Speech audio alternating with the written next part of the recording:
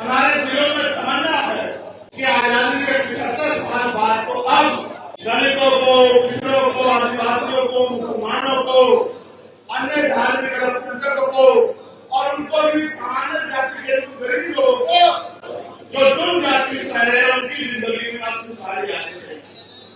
आज पूरा देश किसी भी तरफ देख रहा है, नीले पट्टे वालों की तरफ देख रहा है, ये नीले पट्टे वाले आप क्या करेंगे। लेकिन जब तक भारत में गरीबों, किसानों, मजदूरों, नौजवानों, महिलाओं को सम्मान का जीवन नहीं मिलेगा, तब तक फिर भारत के गौरव के साथ बातों बातों में नारे लगाते खड़े रहना कोई अच्छी बात नहीं है। ये आपके हाथ में है कि आपका भविष्य कैसा होगा, ये आपके हाथ में है कि आपको रोजगार मिलेगा नहीं मिलेगा, ये आपके हाथ में है।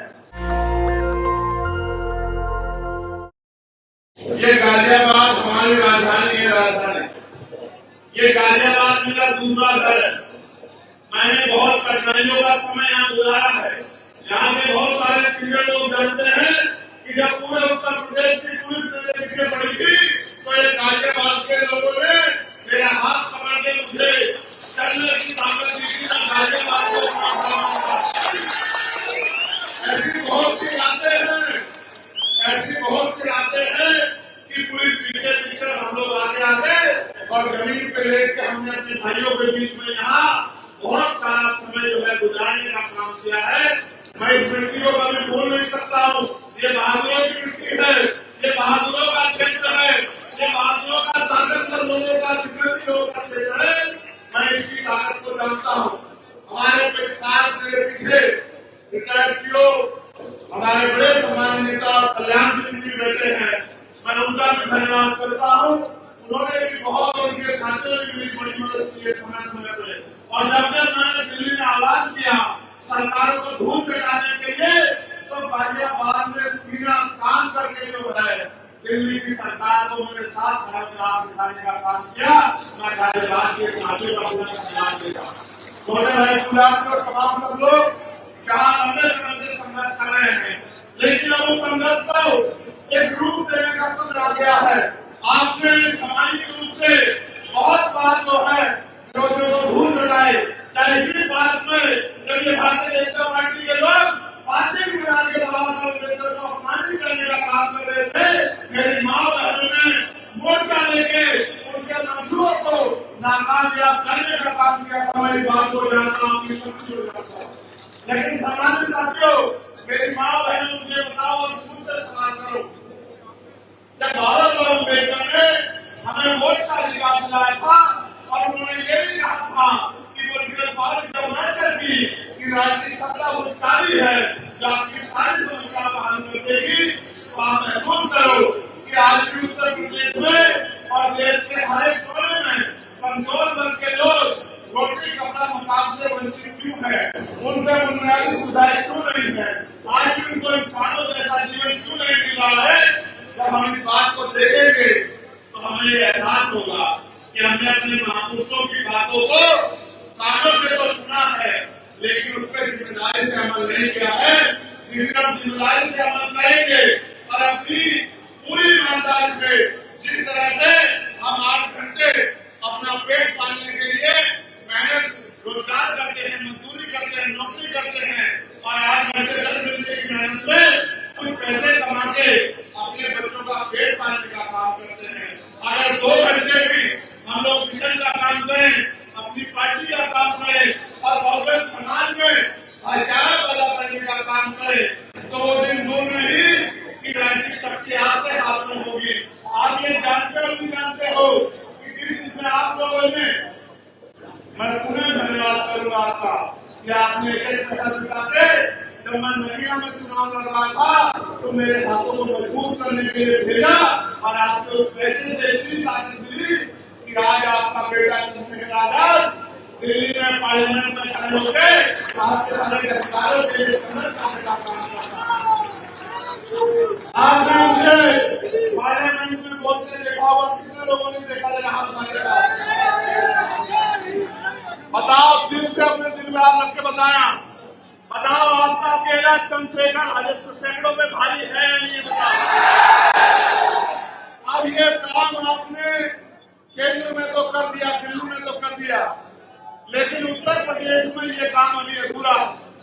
जब तक उत्तर प्रदेश में मेरे जैसे लोग विधानसभा लखनऊ में जाके और सरकार की आंखों में आंखें डाल के आपके अधिकारों के लिए संघर्ष नहीं करेंगे, आपके अधिकारों में जो डाका पड़ रहा है उस डाके को खत्म करने का काम नहीं करेंगे, आपके क्षेत्र की समस्याओं के लिए आवाज उठाने का काम नहीं करेंगे, तब तक मुझे नहीं लगता कि गाजियाबाद में कोई बदलाव हो सकता है।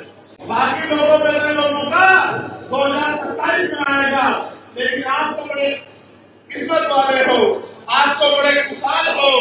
आपके हिस्से में तो 1 साल बाद भी, इसी साल आपके चुनाव के 1 साल बाद और इसी साल 2024 में आपके सामने तो पुनः लोगों का आ गया है कि आप अपनी पिछली भूल को सुधार करके भारतीय आवाज को उठाने वाला चंद्रशेखर आजाद जैसा सिपाही लखनऊ में आप लोग भेज सकते हो। मेरा मानसिक को सारे तैयार होगा और मैं आपको विश्वास दिला कहता हूँ, पार्टी ने किसी व्यक्ति को जहाँ जिम्मेदारी दी है कि वो आपकी आवाज को उठाने का काम करेगा, मैं उसके संघर्ष को जानता हूँ, मैंने उसके संघर्ष को देखा है।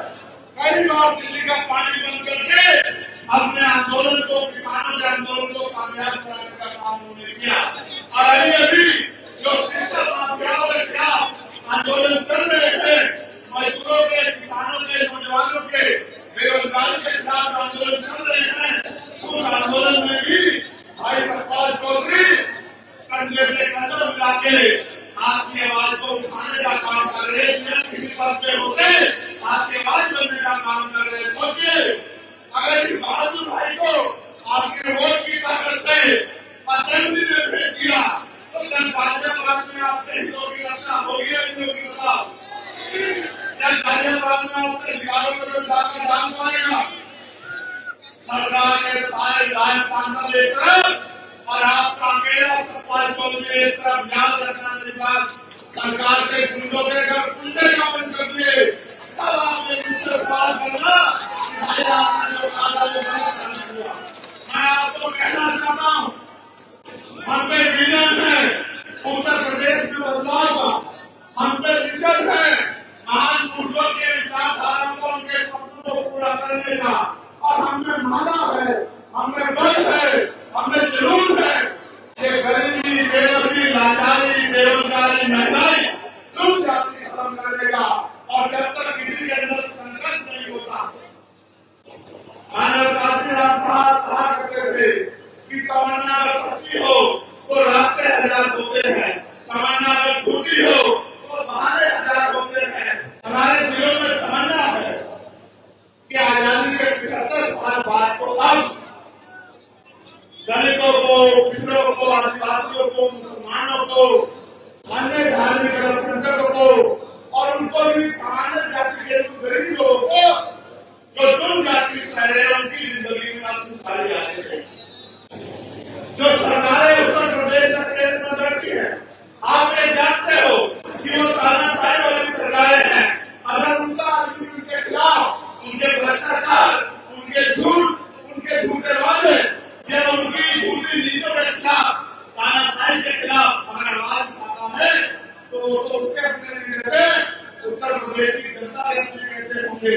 आप ये देखो किस तरह से बुलडोजर के जरिए और तमाम तरीकों से जुर्म जाति को बढ़ावा दिया जा रहा है, संविधान को कुचलने का काम किया जा रहा है। सब लोग की निगाहें अगर किसी की तरफ है तो वो नीले पट्टे वालों की तरफ। आज पूरा देश किसी की तरफ देख रहा है तो नीले पट्टे वालों की तरफ देख रहा है, ये नीले पट्टे वाले आप क्या करेंगे? लेकिन मैं भी ये मानता हूँ कि जब ये नीले पट्टे वाले संकल्प लेके किसी और निकलते हैं तो फिर रास्ते खुद बन जाते हैं। कहते हैं ना कि संघर्षों के साल में खरगोश जवानी पड़ती है और इतिहास में घुस जाता है जितोड़ जवानी चलती है। और जवानी किसकी तरफ से बताना मुझे नहीं पड़े।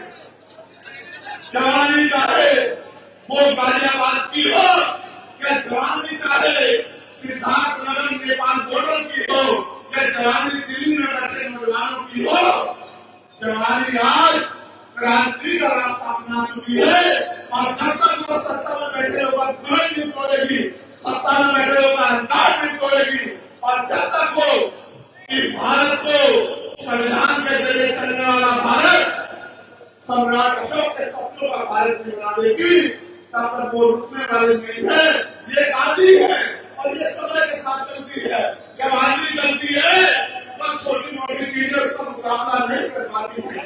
आप याद रखो एक बात को, आपने समय समय पे देश के संविधान की रक्षा की है, गरीबों को मिलने वाले आरक्षण की रक्षा की है, समय समय पे देश के लोकतंत्र की रक्षा की है, लेकिन सबकी रक्षा करने वाले मेरे बहुजन समाज के लोगों अब अपनी रक्षा के बारे में सोचो। ये सही है कि बाबा साहब अम्बेडकर ने कहा था कि हम प्रधानमंत्री भारतीय हैं, लेकिन भारतीय होने का गौरव तो हमारे जीवन में और हमें इस बात का गर्व भी है। लेकिन जब तक भारत में गरीबों, किसानों, मजदूरों, नौजवानों, महिलाओं को सम्मान का जीवन नहीं मिलेगा तब तक फिर भारत के गौरव के साथ बातों बातों में नारे लगाते खड़े रहना कोई अच्छी बात नहीं है। ये आपके हाथ में है कि आपका भविष्य कैसा होगा, ये आपके हाथ में है कि आपको रोजगार मिलेगा नहीं मिलेगा, ये आपके हाथ में है कि बहन बेटों में होने वाला जुल्म बंद होगा नहीं होगा, ये आपके हाथ में। मेरी बहन यहाँ खड़ी है, मैंने उनको संघर्ष करते देखा, मैं उनको याद दिलाना चाहता हूँ कि जब वो लोग संघर्ष कर रहे थे उनकी 3 रात भर जाके गरीबों के बच्चों के लिए स्कूलों में कम फीस में व्यवस्था हो रही थी, इसके लिए संघर्ष कर रहे थे। तो मैं दिल्ली में खड़े होकर उनकी मांग को मजबूत कर रहा था कि भाई ये समझो कि इसका हथियार है कि हथियार को अगर आपने बाजारीकरण कर दिया, बाजार की में करा दिया तो गरीब का बच्चा अच्छी शिक्षा प्राप्त नहीं कर पाएगा और जब गरीब का बच्चा अच्छी शिक्षा प्राप्त नहीं कर पाएगा तो 200-400 रुपए की मजदूरी करके या 5-7-8 हजार रुपए की नौकरी करके वो अपने घरों के हालात नहीं बदल सकता है, वो अपने टूटे हुए घर को बदलने की वो कभी अपनी मां को हमारे प्यार को संपर्क नहीं करा सकता है, वो कभी अपनी बहन को ऐसी वाली ट्रेन में नहीं पहुंच सकता है। प्रधानमंत्री को दिल्ली में बैठे नारे देते हैं कि चप्पल वाला हवाई जहाज का सफर करेगा। मैं आपको सच बताता हूँ कि चप्पल वाले को 2 टाइम अच्छी रोटी भी मिल जाए सम्मान की, ये भी उत्तर प्रदेश में और देश में मुश्किल हो चुका है। इसके बारे में मांग की ये अगर बदलाव चाहते हो तो फिर करो कि राष्ट्रपति हो, प्रधानमंत्री हो, विधायक हो, मंत्री हो, मुख्यमंत्री हो, राज्यपाल हो या कोई भी ऐसा व्यक्ति जिसको सरकारी शिक्षा मिली है, सुरक्षा मिली है, सुविधा मिली है या उसको आर्थिक मदद होती है, चाहे वो क्लास 1 का अधिकारी हो या क्लास 4 का अधिकारी हो, चाहे वो डीएम एसएसपी हो या एसडीएम एडीएम हो या दरोगा सीओ हो या कोई और अधिकारी हो, सबके बच्चों को सरकारी स्कूल में पढ़ाने की इजाजत देनी चाहिए और कानून बना देना चाहिए कि सरकारी अधिकारी कर्मचारी नेताओं के बच्चे सरकारी स्कूल में पढ़ेंगे। आप देखो, महसूस करके अपने दिल पे हाथ रख के महसूस करो, एक ही क्लास में मुख्यमंत्री का बेटा बैठा होगा, उसकी बराबर वाली टेबल पे मजदूर का बेटा बैठा होगा, उसके बराबर वाली टेबल पे एसडीएम का बेटा बैठा होगा, उसके बराबर वाली टेबल पे कुर्सी पे डीएम का बेटा बैठा होगा, उसके बराबर वाली कुर्सी पे एसएसपी का बेटा बैठा होगा और उसके बराबर वाली कुर्सी पे भाई मेरे जैसे किसान का बेटा बैठा होगा, मजदूर का बेटा बैठा होगा। तो अगर वो समाजी बनाने करेंगे तो अपने बच्चों की परवाह तो करेंगे। ये जो बड़े बड़े प्राइवेट सेक्टर में स्कूल बनाने खड़े कर दिए, गरीब लोग उसके सामने तो रुक जा सकते हैं, लेकिन खुद को अपने बच्चों को स्कूलों में अंदर नहीं पहुंचा सकते, उनकी क्लास पर अपने बच्चों को नहीं खा सकते। जब ये इतनी बड़ी फाइल पैदा हो जाएगी तो गरीब का बच्चा कैसे जो है इन अमीरों के बड़े बड़े स्कूलों का मुकाबला करेगा। साथ साथ मैंने मांग भी की है कि जितने भी सरकारी कर्मचारी अधिकारी नेता है, चाहे वो राष्ट्रपति से लेके और गांव का प्रधान क्यों ना हो, उनके बच्चों का बीमार होने को उनका इलाज सरकारी अस्पताल में होना चाहिए। इसलिए हो गया भारत में आपके बात को याद रखना। उस दिन सरकारी अस्पतालों में डॉक्टर भी मिलेगा, सारे टेस्ट भी नहीं होंगे, बढ़िया से बढ़िया दवाइयां भी वहां मिलेंगी और साफ सफाई भी ऐसी अच्छी होगी कि आपको सरकारी हॉस्पिटल और 5 स्टार होटल में घर महसूस नहीं होगा। जब मंत्री जी का इलाज बड़ा होगा, मंत्री जी के बेटे का होगा, राज्यपाल के बेटे का होगा, प्रधानमंत्री जी का होगा, ये बड़े बड़े उद्योगपतियों का होगा, ये बड़े बड़े उद्योगपति नेता ऊपर प्राइवेट हॉस्पिटल में जाते हैं और हमसे कहते हैं कि हमें सरकारी अस्पताल बनवा दिए। अगर इनसे अच्छा बनवा है तो पहले अपना इलाज कराओ, फिर गरीबों को ये हमारे लिए समझना। मैं आपको कहता हूँ, आप देश भ्रष्टाचार की कर रहा है और पूरे देश में कमजोरों, किसानों, गरीबों की निगाह आपकी तरफ। और अगर वास्तविकता में आप उससे प्यार करते हैं, वास्तविकता में आप आपके संविधान से प्यार करते हैं और वास्तविकता में आप बाबा अम्बेडकर के सपनों को पूरा करना चाहते हैं, वास्तविकता में आप अपनी वोट की ताकत बनाना चाहते हैं, फिर वो दिन दूर नहीं है। अगले 3 से 4 महीने में वो चुनाव उत्तर प्रदेश की 10 सीटों में होंगे। टोटल सीटें 403 है, लेकिन चुनाव 10 सीटों में चुनाव होंगे और पूरे प्रदेश की निगाह इन 10 सीटों पे होगी। जहां कुछ लोग चंद्रशेखर आजाद को हराने के लिए लड़ेंगे, वही आजाद समाज पार्टी उत्तर प्रदेश में नया विकल्प बनाने के लिए लड़ेगी। और विकल्प की ऐसा जो विकल्प एसी के कमरे में करके नहीं, संघों के गरीबों के बीच में खराबे की लड़ाई लड़ने का काम करेगा। ऐसे नेता का निर्माण होगा जिनके लिए अपना हिफाजत होगा और समाज क्षेत्र प्रदेश में होगा। जब ऐसी विचारधारा के लोग आगे बढ़ेंगे तभी प्रदेश में परिवर्तन होगा। आप अपने दिल में आदत कर बताओ, रात को 11 बजे अगर आपकी बेटी घर से निकल के बाजार की किसी दुकान पे जाओ तो क्या आपका दिल उत्तर प्रदेश में आज धड़कता करता है नहीं करता? बताओ, क्या आपको भय लगता नहीं लगता? बताओ। तो सब कुछ होते हुए भी अगर बैठक के उत्तर प्रदेश में सुरक्षित नहीं है तो मैं मुख्यमंत्री से कहना चाहता हूँ कि आपको कोई भी गाल नहीं कुर्सी में बैठेगा। अगर आपके ग्रंथ की नैतिकता हो तो आपको कुर्सी छोड़ देनी चाहिए, क्योंकि 7 साल के कार्यकाल के बाद भी आप उत्तर प्रदेश की बेटियों को सुरक्षा देने में, सुरक्षित रखने में कामयाब नहीं हो पाए। आपको कोई अधिकार नहीं है कुर्सी पर बैठने का, फिर बड़ी बड़ी बातें करने से काम नहीं चलेगा। जब राजनीतिक शक्ति दूसरे लोग के पास होगी, भारतीय जनता पार्टी के पास है, तो आपके हाथ ऐसे फैले हुए हैं। अगर राजनीतिक शक्ति आपके पास होगी तो आपका हाथ देने वाला हाथ होगा। आज मेरा पूरा परिवार इस मंच पर एकजुट हुआ है। मेरे दिलों में बड़ी खुशी पैदा हुई है।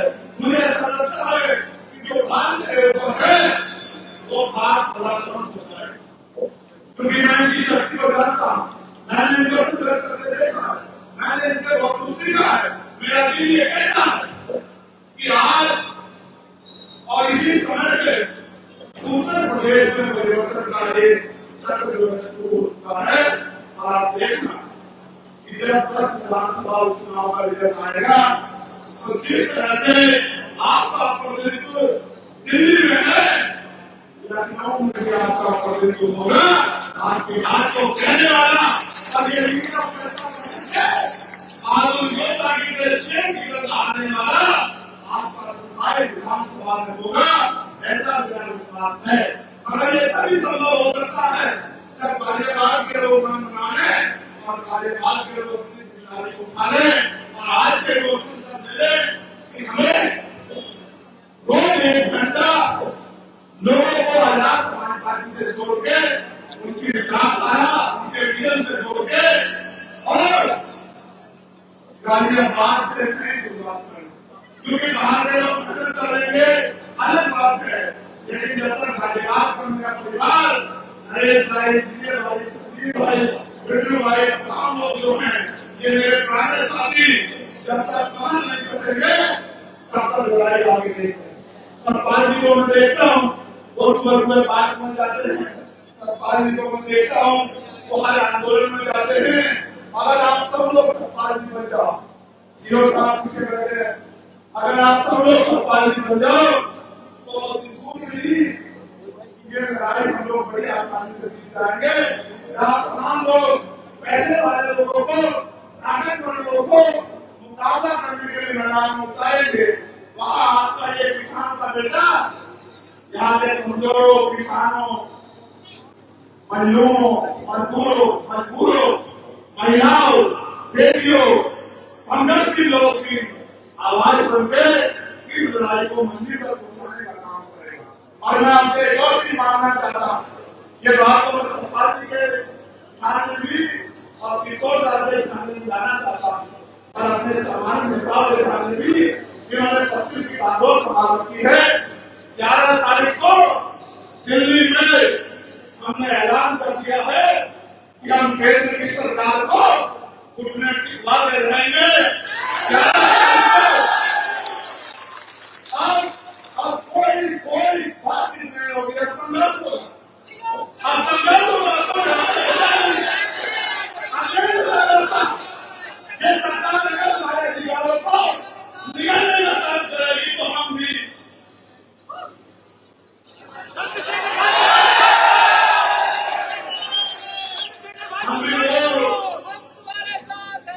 भी वो कौन है जिन्होंने 2018 में 13 लोगों ने कुर्बानी देकर अपने खून से अपने अधिकारों को सीखने का काम कराया। मेरी बात को आप याद रखें। सरकार किसी भी कीमत पर अपने आप को संविधान से बड़ा ना समझे और किसी ने दरवाजे से ये जो अपने अधिकारों को निष्ठा नाबूद करने की जो तैयारी सरकार ने की है वो हमें दूध पीते बच्चे ना समझे। मैंने एक दिन पहले भी कहा था, आज भी कह रहा हूं, सड़कें जाम हो जाए, देश डूब जाए, सरकारें प्राइज मांगेगी, सरकारें ना कर लेगी अगर हमने सड़कों पर उतरने का फैसला कर लिया। मेरी बात को सरकार याद करो। इस बात को मैंने आपसे आग्रह किया, लेकिन इस बार मैं आपको प्रार्थना और आदेश करना, निर्देश दे रहा कि 11 सितंबर को जैसे दिल्ली में दूरगार टूटने गए, हमने अपनी शक्ति का एहसास दिल्ली की सरकार को कराया था और दिल्ली की सरकार और सुप्रीम कोर्ट घुटनों पे बता रहे थे। आने वाली 11 सितंबर को एक बार और मैदान आपका इंतजार कर रहा है।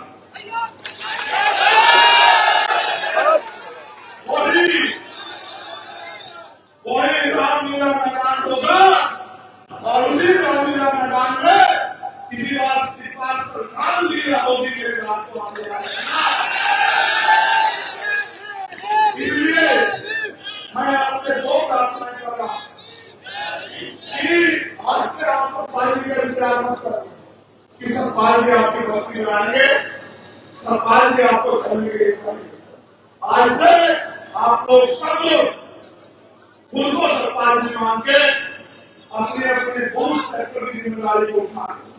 साथ साथ 10 तारीख की रात से भी और अभी से एक मन पक्का करके अपनी डायरी में लिखो कि एक दिन हमें अपने अधिकारों को बचाने के लिए दिल्ली करना है। ये पूरा दिन हमारा दिल्ली में संकल्प के साथ है कि आपको इलाका, आपके मूर्ख हम लोग अपने अधिकारों में नहीं करने देंगे। वो दिन चले गए कि एक लाठी से पूरे काम को हाथ दिया जाता था, वो दिन चले। आप तो वो दिन में अगर संवैधानिक मर्यादा में समझोगे तो संवैधानिक मर्यादा में समझ आएगी, और अगर गुंडागर्दी करोगे